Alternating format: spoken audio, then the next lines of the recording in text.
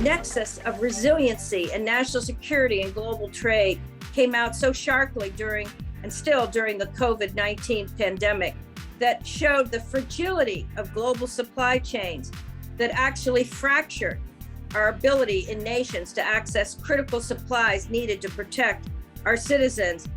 The other realization that we had during the pandemic, it was not actually because of the pandemic, but it was accentuated during the pandemic, is the increasing inequality in income and opportunities.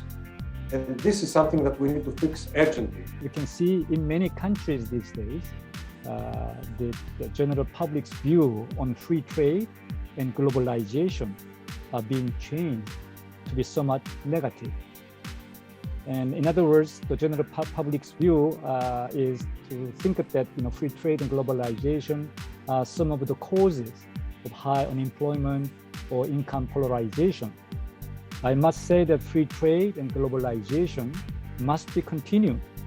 And these new trends of negative sentiment are not healthy for the future world economic growth. We also, though, need a rethink about who gets a seat at the table when these agreements are negotiated. Big business has a big voice, other stakeholders not so much. A more inclusive process is almost certainly going to be more cumbersome, but the examples of the Paris Climate Change Agreement and the Our Ocean Conference, hosted first at the U.S. Department of State, provide models for inclusive processes. How important it is, first of all, to have partnerships, but as well as if you want to continue building the economy, it's not continue to do the same like we did before. We need talent, we need to attract talents. And Roberto, you just said that we shift the way we used to work as well, but also we want to go into innovation-driven economy.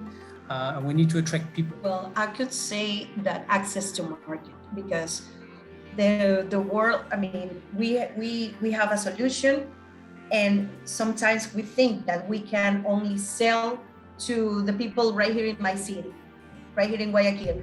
But as I've been in different countries, I knew that the need was the same. SMEs, lack of financing, 70% worldwide, women that doesn't have a proper access to credit.